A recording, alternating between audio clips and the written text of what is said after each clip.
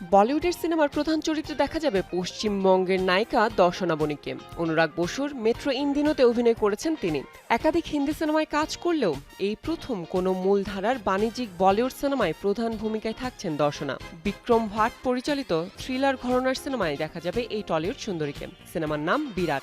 জানা গেল, এই থ্রিলার ধর্মী সিনেমায় দর্শনার সঙ্গে অভিনয় করছেন মিঠুন পুত্র নমাশী চক্রবর্তী। ব্রিটিশ শাসনকালে উত্তর ভারতের প্রেক্ষাপটে সাজানো হয়েছে বিরাটের চিত্রনাট্য।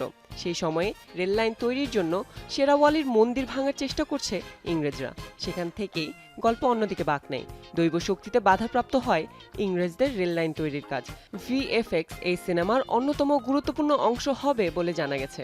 ইতিমধ্যেই মুম্বাইয়ে সেট তৈরি করে কিছু অংশের শুটিং হয়েছে, বাকিটা উত্তর ভারতের বিভিন্ন অঞ্চলে হওয়ার কথা।